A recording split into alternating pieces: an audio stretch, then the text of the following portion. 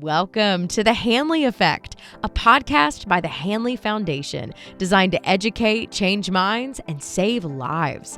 Our goal is to inspire you, showcase our innovations, and change the conversation about addiction and mental health. Join us as we unravel stories of resilience, recovery, and hope. Hi, everybody. Welcome again to the Hanley Effect. Hi, Dr. Docekal. Hello, Doctor. How are you? It's because either you forgot my name or you're Dyben. You're Dyben, and I'm not calling you anything but, I'm not calling you John. I'm not, we remember from, I don't know, it might have been last week or the week before that we, or who knows what week it was, but we mentioned that Laura, fed something into the Reverend Dr. Laura. Put something in and it came out Dyben and Disco. So yes, no. You are right. You know me so well. I was thinking, should I say Dyben? Should I say Dyben? But then I realized I probably should just say hello. Hello. Well, enough talking about us. We have to stop. So fun. Actually, this is great. Actually, I keep thinking. I was going to say, how long can they keep this going? This is great. A long time. But then, jeez. That's okay. We're going to keep going.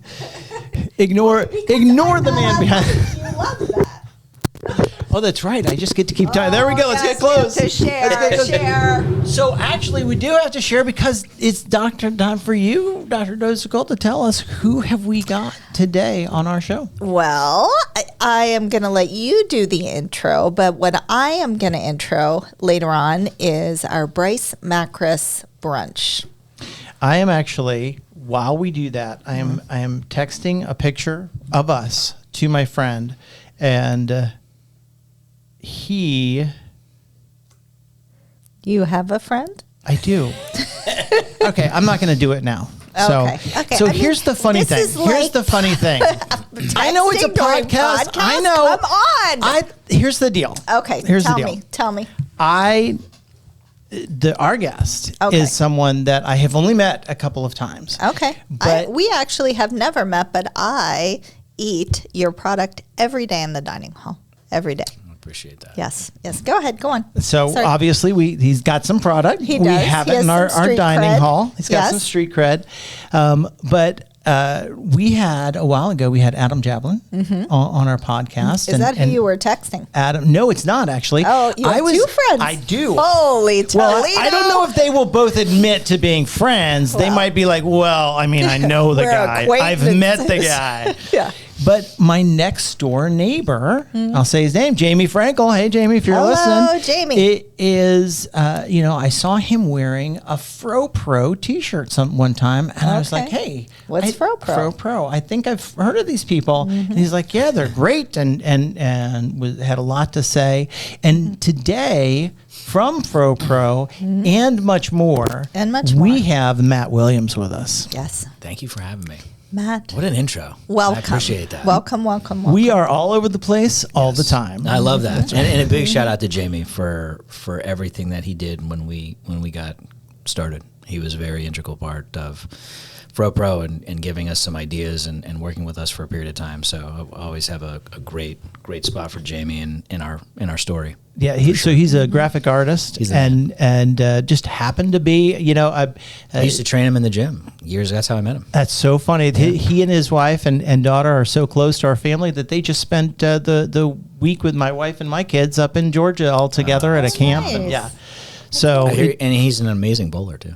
He is an amazing bowler. I've taught him everything I know. Good. Yeah, we won't even go there. So, Matt, we want to say thank you for being here. We've already given away that there's something to do with this FROPRO stuff, and it's some sort of product. But we'd like to know a little bit from you. What is it that you do? And definitely talk to us about FROPRO and what that is, because it's a really interesting concept, and it's a really thing in a field that's got lots of people saying and doing lots of things, but your story and you being in the position that you are, we'd love to also hear about your journey. What got you to where you are today? So who are you? What are you doing? Good stuff. Wow, what got you? The journey. So I guess we go back to 1981 and the birth of I appreciate being here. It's really great to be able to discuss, health, wellness, fitness, spirituality, sobriety, and all that kind of mixed into one, which is really what the journey's all about. Being down here, almost attending your glorious center back in 2010, and trying to figure out where of course, when you're trying to get sober, you're like, oh, let me interview a couple places because that's the position I'm in. But you that were is so common, right? Yeah. You were obviously highly recommended, as well as another facility that's no longer around. But I was getting sober in 2010. I moved down here. I was a teacher and educator up in the Northeast for a long time. I did a handful of things kind of in that space, whether it was teaching, coaching, mentoring, tutoring, but I also loved the nightlife thing. So it was, I was bartending and working in restaurants. I loved the hospitality world, and it was kind of like, what do I want to do? How do I want to do it? And then, like a good alcoholic addict, everything crashed in 2010 for me, and crashed for the final time, where I finally asked for help. And that's kind of when everything started over. So the journey began May 17th, 2010, of trying to figure out how I had gotten to where I was, which was a result of really poor decisions and obviously using alcohol and drugs. Really working hard to, get these degrees and be a teacher and do all these things. And then that suddenly being stripped away from me because of my decisions. And it's really easy to blame, and it's really easy to point fingers, and it's really hard to take a look at yourself. And I was just on a friend's show, and we talked about that. When you take a really good, honest look at yourself, and I was 28 years old when that happened, and it's like, I'm the only one in my family like me. There's no one. There was like one uncle I met once at a funeral that was on my mom's side that we didn't talk to for that very reason, is that he chose not to be a part of the family. So it was really hard for anybody to kind of, I don't want to say associate, but to understand what I was going through. So starting over and being in South Florida, it's a tremendous sober community. And I started over and got to the point where I wasn't teaching anymore, and it was figure out a recovery job. As I exited treatment, I went into a treatment program for 90 days. The 30 days, which became 90 days. Wait. Let's pause on Sure. this. Let's pause on this. This is important. Yeah. This is important. So you learned what so many people have learned, which is 30 days. Somebody made that up. And it doesn't work. It just doesn't work. And the research that you do shows doesn't work. Right. Hanley is a minimum of 45 days. And most of our patients stay 60 or 90 days because that's what they need. What do you think would have happened had you stayed 30? Would be here. I'd be dead. Yeah. That's right. It's interesting because I had a really incredible therapist who I still credit to, very instrumental in saving my life. And when I was finishing up the program, I was like obviously so excited. I had 30 days of sobriety before I checked into treatment because I was allowed to finish my time teaching. So when I finished, I was like, I'm out of here. What's the next step? She's like, you're going to stay sober 90 days in a row for 4 times a year in a couple of days. And I was like, oh, so like every day of the year. Got it.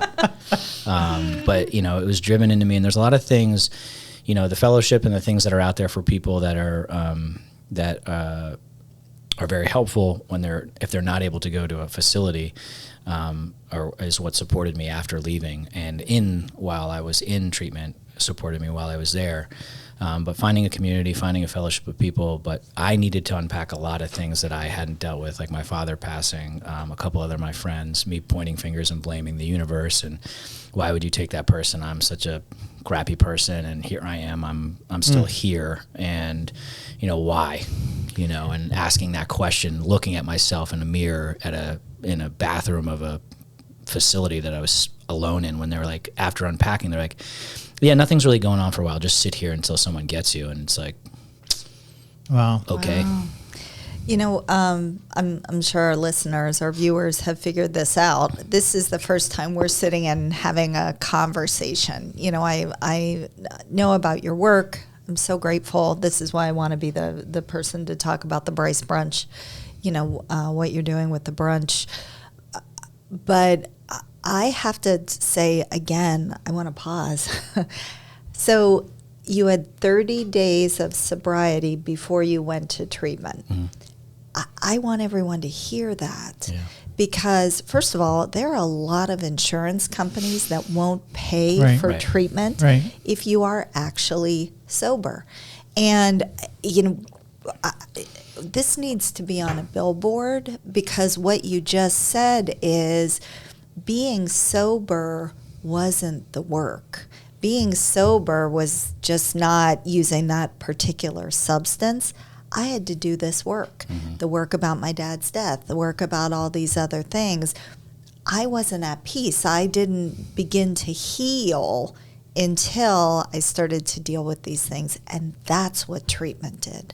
Treatment didn't get you sober. Treatment helped you to actually deal with what you needed to deal with. And I think, too, a lot of people, unfortunately, have to, it's like the pain is the touchstone of all development, or spiritual, whatever you want to call it. But I had to be in a lot of pain and broken on a lot of levels for me to finally say I'm ready for help, or I need help, and actually take the suggestions from the people that were like, you're ready to listen. And I think no one wants to get to that point. And for me, it was, you get a couple consequences. You get a couple people that are like, hey, we love you, but we're going to love you from over here. We can't watch you do your thing anymore. And then when it's like you're broken financially, spiritually, emotionally, familially, if that's a word, if you're broken on all those levels, and you're finally like, okay, the thing that I love doing doesn't work anymore. It hasn't worked in a long time. And now I'm taking a step in the direction of doing this and asking people to help me and taking suggestions without questioning.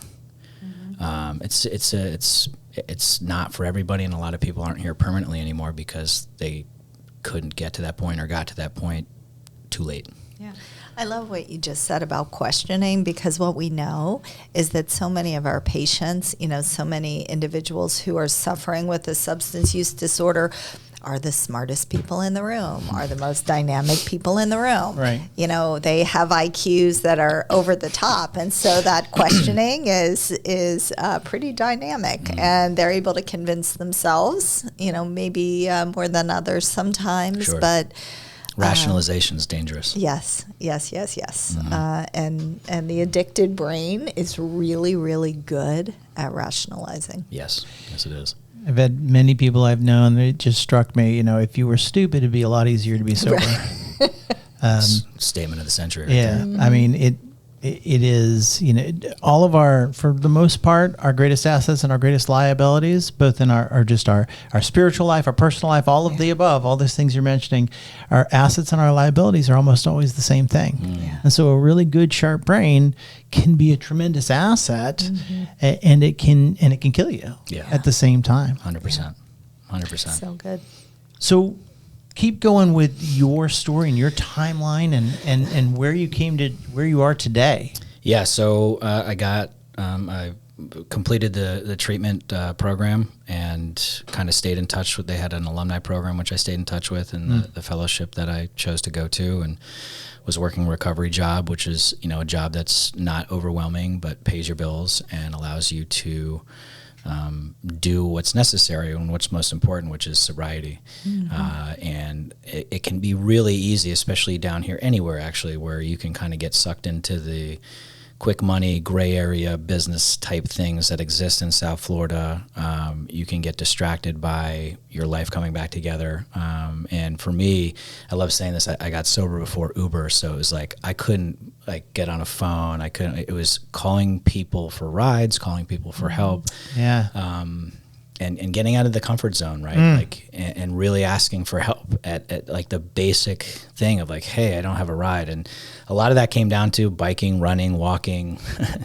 In South Florida, it's like, I packed a bag, and in that process of packing a bag for the day, it's like I need to change of clothes because it might rain for a torrential downpour for 10 minutes and then be dry, and I need to change of clothes. And I would pack food, which led me to not having a lot of money. I got to make something for myself, and I would leave the house early, and I would get out on the road, and I would go to the job that I was working at. And I was fortunate, there were several families that knew what I had done and the story of it, and gave me a chance to still work with their kids and tutor after school or start to train them, you know, and kind of like combo of like, my kid gets home from school, we're going to do schoolwork, and then you're going to take them outside and either train them. And a lot of the neighborhoods have gyms or they have equipment. Some families are very lucky to have a gym in their house. And that's kind of what started it. And I carried around this little bag of peanut butter snacks that I had made for myself because they held well in a bag and they didn't spoil. And I got to share it with people. And FROPRO wasn't created to be a business. You know, it wasn't created to, you know, be shared. You know, it wasn't created for anything other than the purpose that I needed it. And it was something that I enjoyed. And then I would share it with other people, somewhat hesitantly at first, because obviously as a newly sober person, I didn't want people to not like it and give me feedback, because it's like, man, if someone says it sucks, that's going to hurt my feelings. So obviously still in a very sensitive place, and kind of sharing it with people that I'm like, do I trust this person? Are they going to be real with me? Because I also didn't want people to like eat it and be like, let's be nice to the sober guy. You know, he's going through it, you know? So, and that's what held me back for a long period of time, was sharing it with people, is that I was very protective of my emotional state. And if I trusted you, people, and if people knew me, they knew. But, you know, getting it out there and sharing it with, you know, a gym that I was working out of, and actually seeing people's responses that were like positive, and they didn't know it was me. And then it leading to someone saying, hey, this is a really great product. I have a juice bar. And it was before juice bars were huge. And they asked the owners of the business, and they were like, kind of like looking at me, and I'm like, yeah, that's fine. And, you know, speaking with this woman, she was like, I really like this product. I like to carry it in my store. I was like, okay. And she's like, do you know? Your baggie. Yeah. And I was like, it's very rudimentary, like look, you know, like a farmer's market type thing. And she's like, can you make 100? And I was like, no. You know, like, I know how to make like 10 at a time. And she's like, well, do that 10 times. And then when you figure it out, call me. And I figured it out, and like made 100 very like crudely wrapped bars, and put a sticker from like a printing, you know, like from your home printer with a FROPRO logo on it, which was there, and brought it to her and said, you know, called her, hey, and like walked in with like a bag of stuff, FROPRO, and like I had friends that were lawyers, and they wrote up this whole like document thing, and I like walked in with like my hands like here, you know, like one of those things. And she's like, what's that? I said, oh, my lawyer. She's like, stop. I was like nervous. And she's like, how much did it cost to make that? And I said, I have no idea. You told me to do it, so I did it. And she's like, okay, I'm going to take these.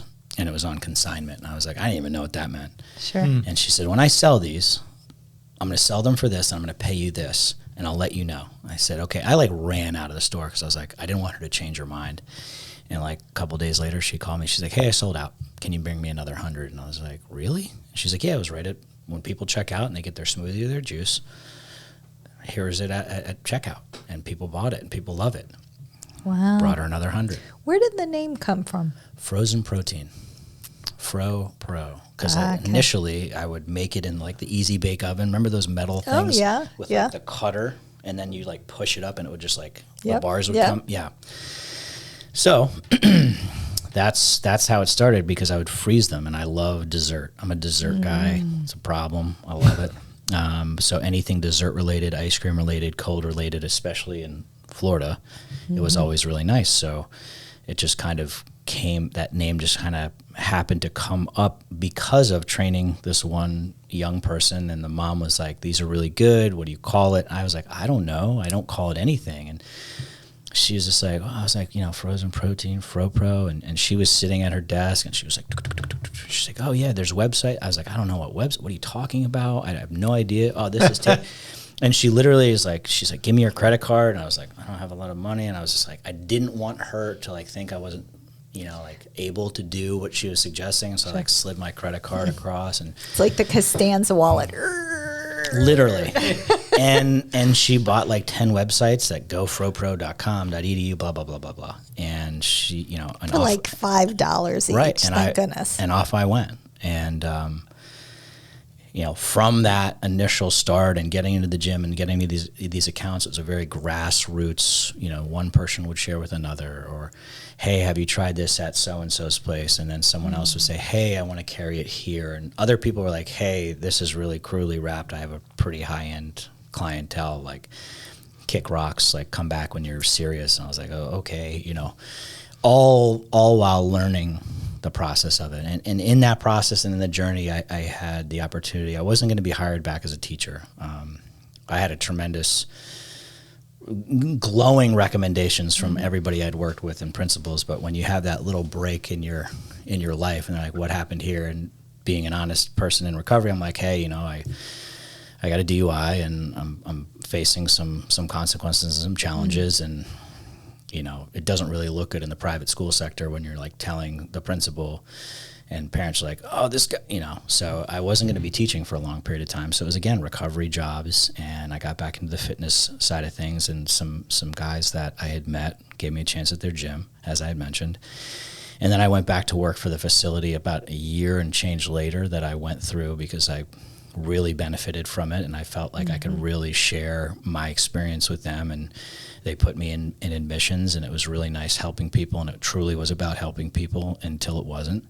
And that's when I left that and kind of started pursuing the things that I thought were important, which was back in the fitness side of things, helping people that were like our friend Jamie, helping people that were trying to, get fit and reclaim, feeling good and movement and health and wellness, and also trying to figure out where this peanut butter bar thing was going, and learning the ins and outs of the consumer product goods world, which I knew nothing about. And it just slowly progressed over year after year, where rented space and then went to another space and got burned and had, dealing with humanity and some people that are less than stellar, and learning tough lessons and losing money and coming up against things where were unfortunate but necessary, to the point where in 2016, like while my then girlfriend, now wife, was watching me do this, she was running a company that was a local jewelry business, and she rose from starting to running the company for this woman. And one year we were just sitting at a family table, and I have two older brothers, and they're very inquisitive and very entrepreneurial in their regard, and I left the room and I came back, and Chelsea was crying, and I looked at my brother. I'm like, what did you do? And he's like, dude, I was just asking questions. And I said, what's wrong? And she's like, I really want to help you grow this. And I was like, I don't know what I'm doing, let alone you walking away from this amazing career that you have. Sure. I write things down in a notebook, like, what are you talking about? And it had already been some years that you'd been... And it had been some years, and it was just kind of like a passion project. Sure, and sure. She came in and automated everything. Like that little notebook I wrote things down in, we still have it, and we still have these things. And she came in and just totally revolutionized. And that was 2016. I didn't know until I was ready. We opened a place in 2018, which was like our own gym space and a production facility, and we kind of figured it out. And I wasn't ready until I was ready, because I remember I tried to find people to tell me not to do it. I was like, please, one person say, this is stupid, this is a crazy idea, don't do it, and no one did. I had a couple of years of sobriety at that point, and we opened in 2018 and expanded in 2021, and in that process we had gotten meetings with Whole Foods and different companies and people that had come out, through social media, which is, social media can be used for good and it can be used for evil. That's right. And we just got connected with some really great people, and took suggestions and guidelines, and hey, this is what you need to do if you want this to be a brand. And a lot of really smart people gave us direction, and we took it, and we learned some really everything is every lesson learned. Some were how to not do things, and some were how to do things, and it really got to the point where now it's really awesome I get to do a couple other things now. I don't want to say I stepped away from FROPRO, but Chelsea's my wife is the CEO. she is so much better at running a company than me. FROPRO's everywhere. Right. And, It's everywhere right now. And we have learned from the process of making it into tray to investing into infrastructure and machines, and, you know, like a machine that would take up 2 of these rooms, like that are, you know, the cost of a small home, that like it's a lot of risk, it's a lot of challenge, it's a lot of scary things. But it's our process, it's our story, and not everybody does it the same way. And we've had people be like, that's the dumbest thing you could have ever done. And I'm like, well, it's working for now. Great. Yeah. There is always someone to say something is dumb. Right. If there's anything, And it may be very valid because of their experience. That's doing exactly it right. Doing it a different Exactly. way. Maybe. Yep. Yeah, and Maybe. it's just a really cool thing. You know, I think about it like the people that we have now, kind of how people gave me chances in a recovery job. We've had some young men come through and work, a couple months to get on their feet, because it's I love that. right. And I it's, love that. some have worked, some haven't, but having them come in and it's a safe place. I don't want to say it's not stressful, but it's not the kind of stress where you're making like huge decisions. Like one of the gentlemen that works with us was in finance in New York City, and was like, I literally thought this guy was going to come in, work a little bit, and he's going to go back. And he made it very clear. He's like, I'm not going anywhere unless you shut this down. Wow. And I was like, whoa. Like, this is real. And like we've known this young gal that's a director of our operations, and we have that like hierarchy, right? Like, I'm there. The gym side of things, I still have my clients. I still work with people in recovery. But to be able, like the other day, I got to hop on the line and make toasted mallow bars again. And it was just fun to be in the mix with the guys and to be making the product that I once was mixing with I love that. like a bowl and a wooden spoon and making a mess in my kitchen at home, to just having this like really cool process. And again, it's not, there's been plenty of companies that have come out after we did and have succeeded and sold in that regard, which is really nice. But I feel like we have this really cool brand. We have this really cool story. Most of the other products that come out, it's usually some ex-athlete Olympian that's like, there was nothing like this on the market, and blah, blah, blah, blah. And that's their story. Sure. That's not our story. And it's our story is based around the fact that this was started, it was a universal, whatever you want to call it, an idea that, has been challenged, and people's refrigerated snack bar in Florida, is that stupid?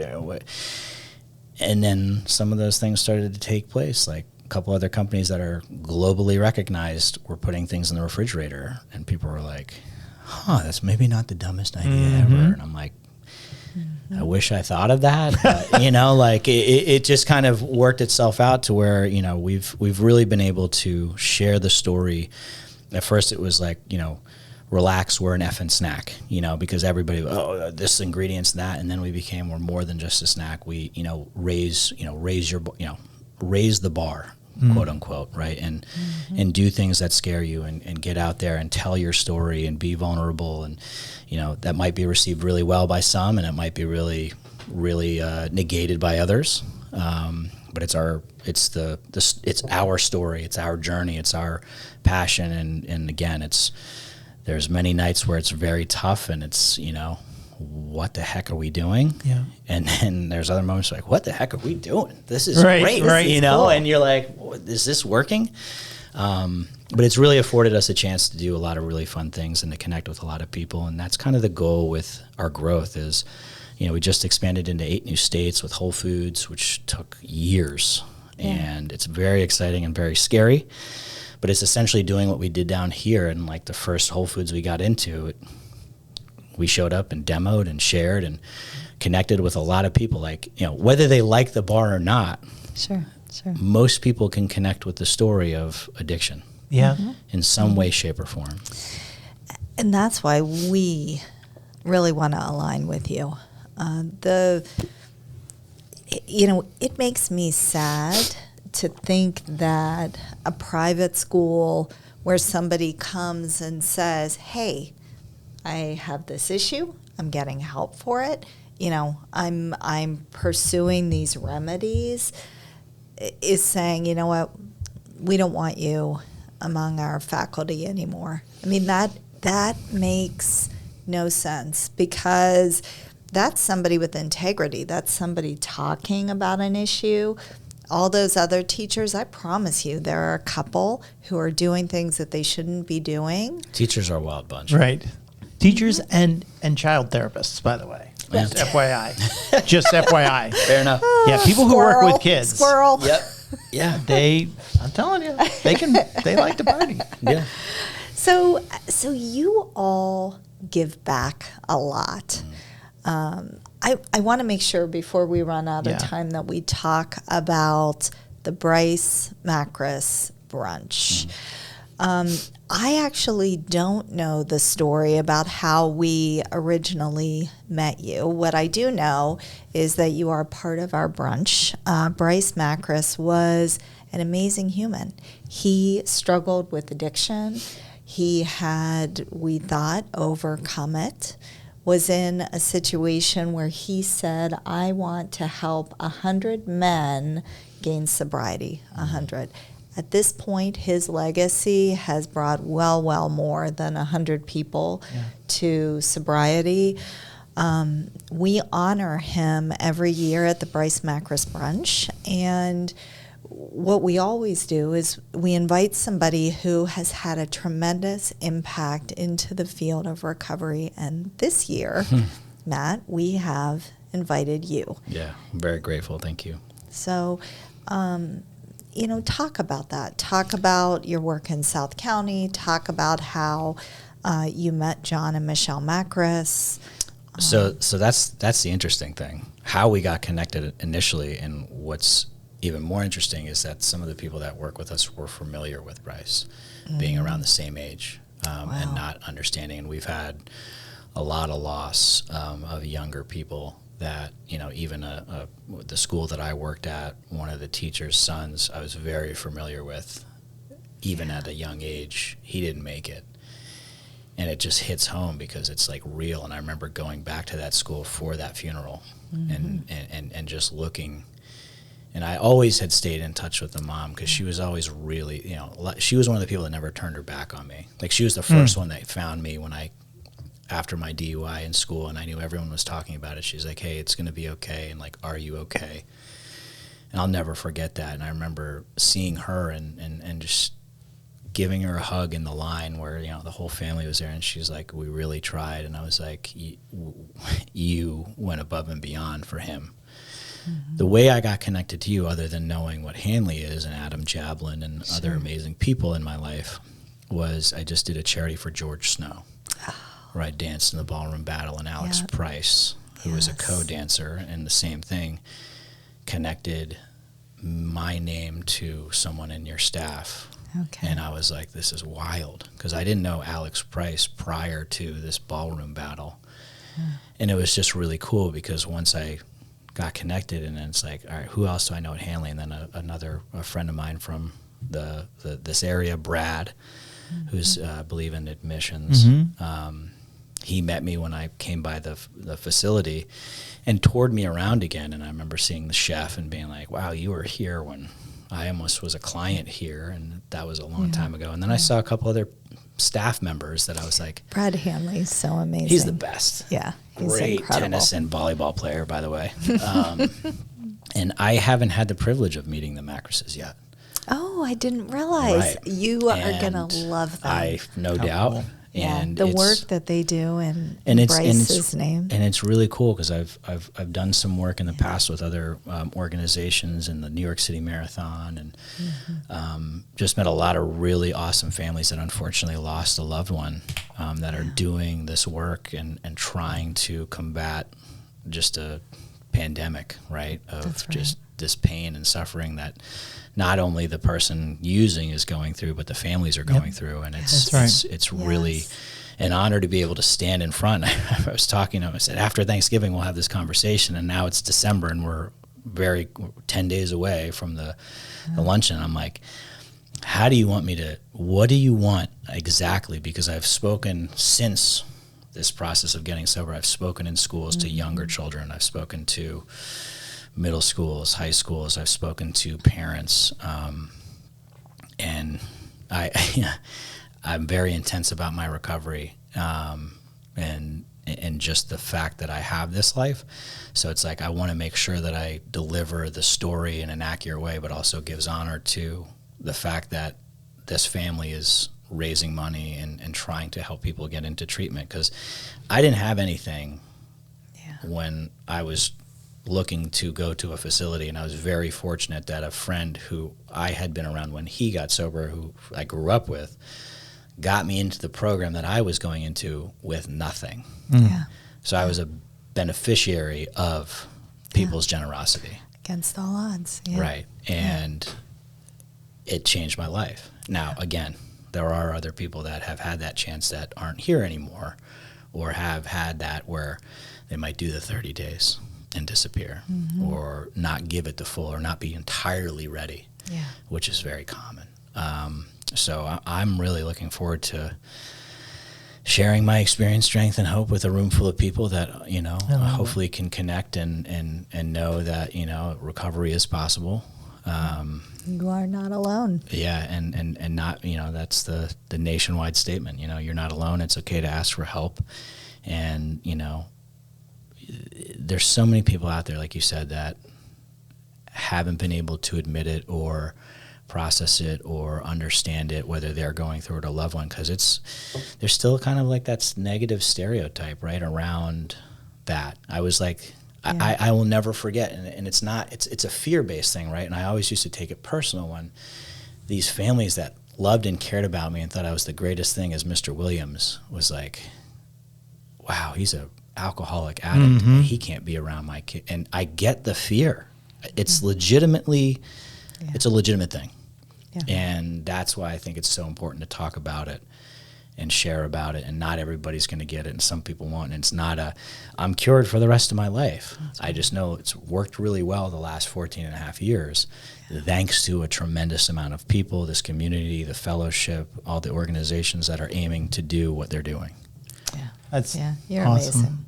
Amazing. We have to wrap up our time. Yeah, totally get it. I don't think that you could end it with anything better than what you just said. The message is that there is hope, that you're not alone. Yeah. And thank you so much for this picture of the importance of the community. Yeah.